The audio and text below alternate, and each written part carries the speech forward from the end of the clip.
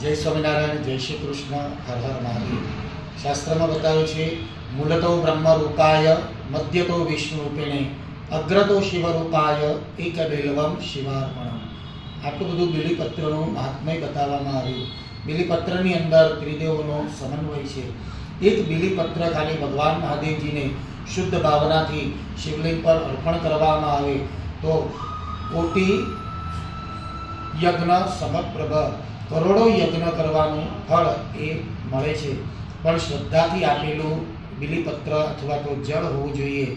શાસ્ત્રમાં બતાવ્યું છે ભાવો હિ વિદ્યતે દેવતા, દેવતાઓ હંમેશા ભાવને આધીન હોય છે। ભાવથી આપેલું જ ભગવાન સેવા પૂજામાં સ્વીકાર કરે।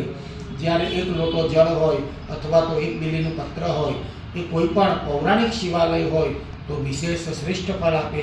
પૌરાણિક એટલે જે 100, 200, 500, 1000 વર્ષ જૂનું શિવાલય હોય એમનું દર્શન માત્ર સર્વ પાપ વિનિશ્યતિ। એવા ઘણા બધા શિવાલયો છે જેમના શ્રાવણ માસના વિશે માત્ર ભગવાનના દર્શન થવાથી મન દ્વારા, વચનથી, વાણીથી કોઈ પણ કર્મ થયા હોય, પાપ કર્મ થયા હોય તો એ પાપનું શમન એ ભગવાન શિવ ક્ષેત્રની અંદર ભગવાન શિવના દર્શનથી એ પાપનો ક્ષય થાય છે। અસ્તુ, જય સ્વામિનારાયણ, જય શ્રી કૃષ્ણ।